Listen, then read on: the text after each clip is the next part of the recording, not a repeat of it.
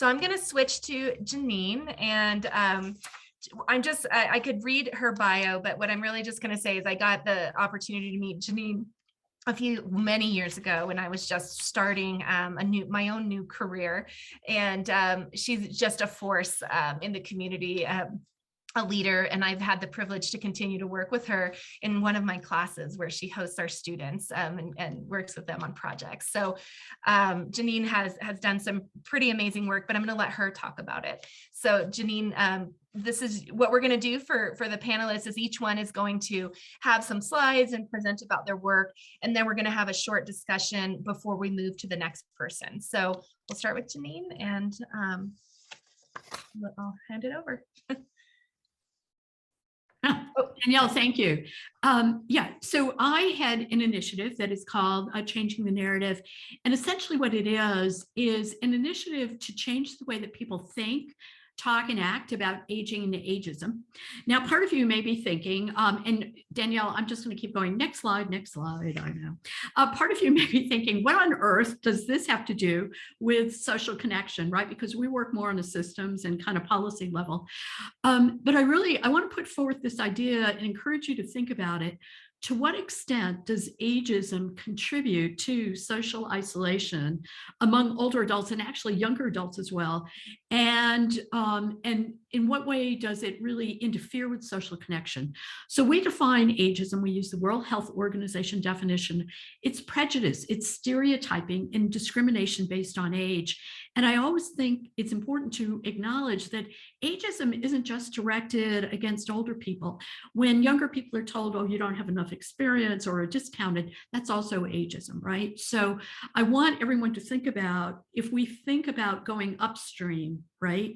We know that both during the pandemic, all the studies showed that the two groups that experienced the most social isolation were both older adults, but also much younger adults, right? Disconnected. And to what extent does ageism get in the way? Next slide. So I want to offer just a few examples of how ageism can lead to social isolation. So the one thing we know for older adults is ageism pushes people out of the workforce. So AARP has done a bunch of studies on this.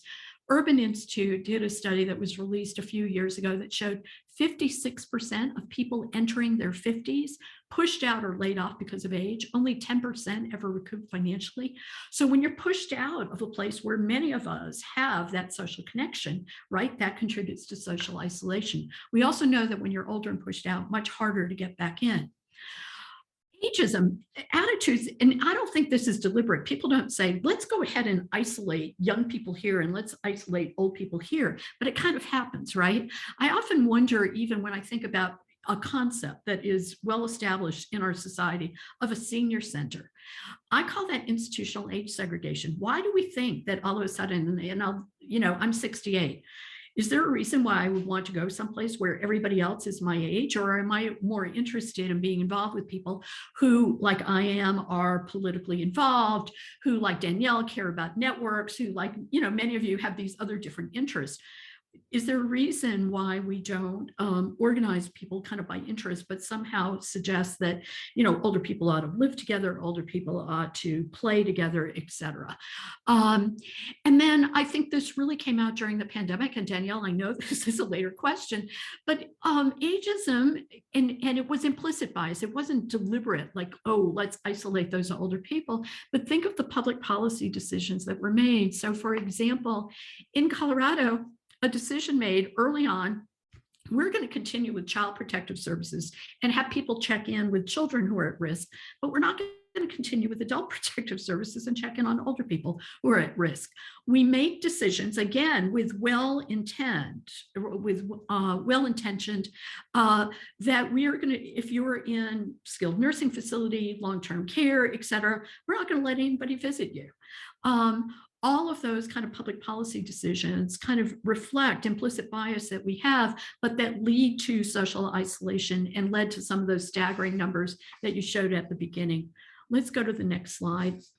So what does the Changing the Narrative do about it?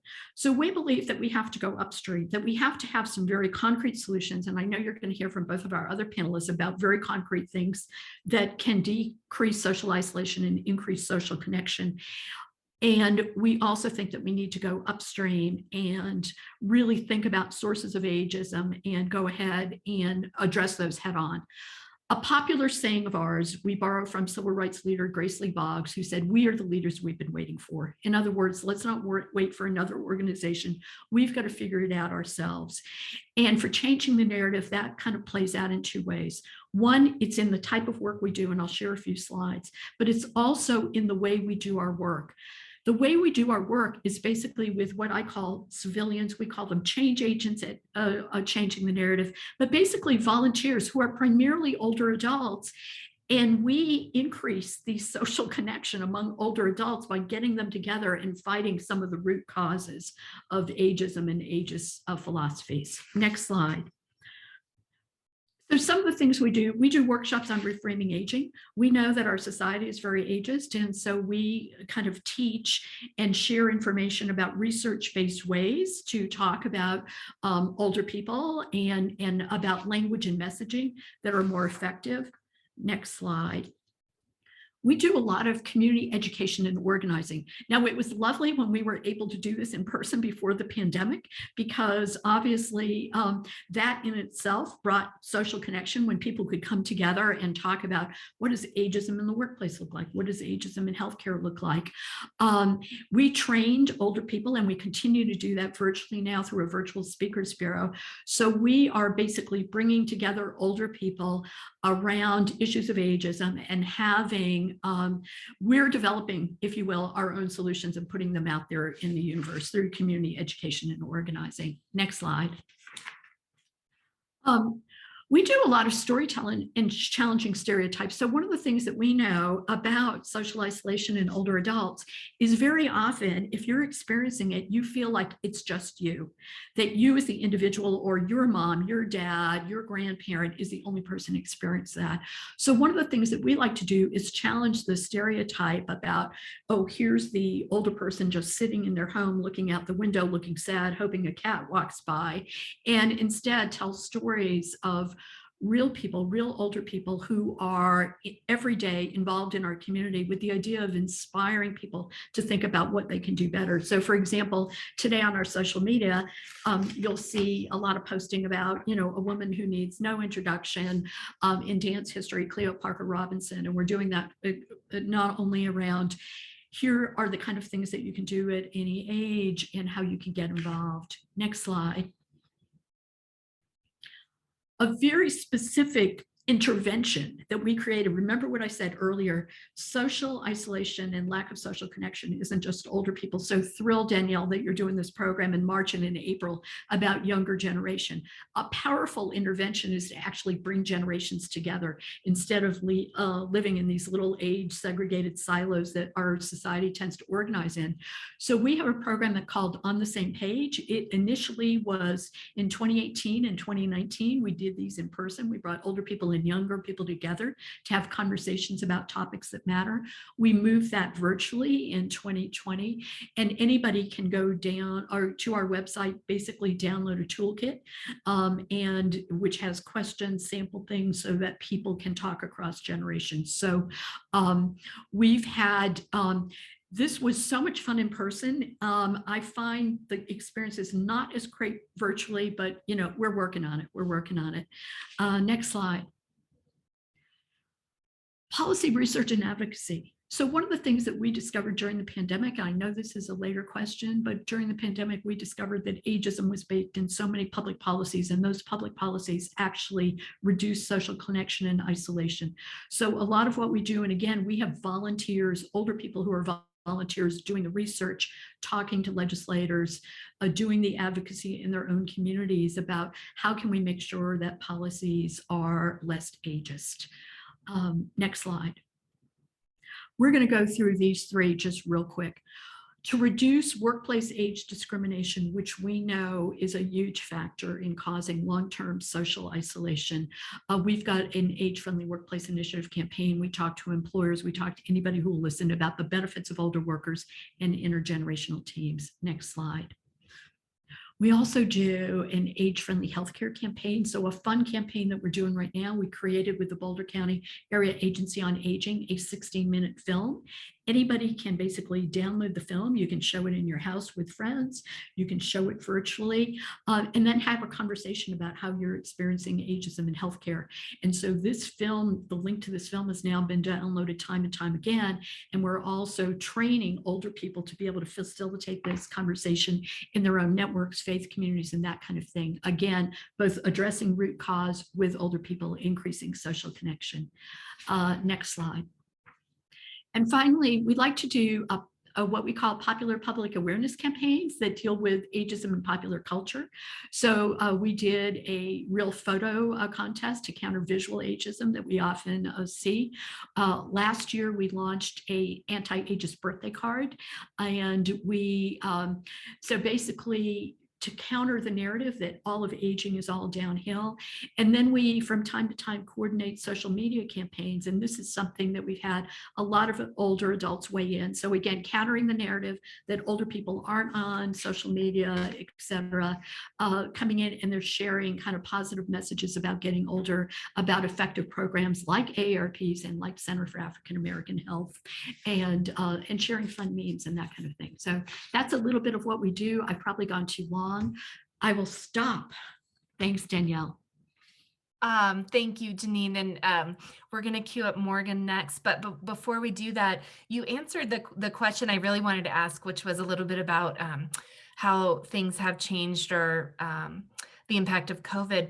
But one thing I'm wondering is, as we think about programs and as we think about solutions, how do we keep people involved? How do we get the voice of, it sounds like, intergenerational ideas around how to solve problems? What's your recommendation? So to me, it's kind of community organizing 101, or I like to borrow this phrase from the disability rights movement, right? Nothing for us without us. I always worry when a group of people who have kind of no connection to older people say, well, this is what I think we ought to do, right? Without, and I'll give you a recent example. There is a commission that is being formed in Colorado. And the legislation that it's part of is doing all the right things. But the legislation says of this commission, which will have, some 20-something people on it, at least 2 must be older adults. This is for an older adult commission. And so I would challenge all of us to think, if this was a women's commission, if it was a Latino commission, would we think, at least 2 women should be on the women's commission, at least 2 Latinos ought to be on the Latino commission? We'd say that's ridiculous. So I think all of us need to think about, when we're planning anything, who's at the table? Are there older adult representatives? Is there intergenerational representation? It also doesn't work if simply older adults sit around and say, oh, here's going to be our intergenerational program, right? Because then younger people aren't interested. So how do we co-create, or as my friends at encore.org like to say, how do we co-generate, right, programs and not create it ourselves in isolation? That to me is what's going to lead to effective things. It was dramatically missing during the pandemic, where decisions were being made by people who are not affected for people who were. Yeah. Thank you for sharing that. I'm gonna go on to our next speaker. But if you all have questions, or I see some great ideas and some claps for some of the things being said in the chat, but go ahead and put questions there, and we're going to get back to this, so you'll have a chance to discuss some of these things with Janine. So thank you, Janine, so much. You can see I've learned so much from you. So every time I hear from you, and I appreciate that so much. There's a couple of, I should have put, this is Janine's contact, but we'll share our slides after. So don't feel like you have to scribble this down right now.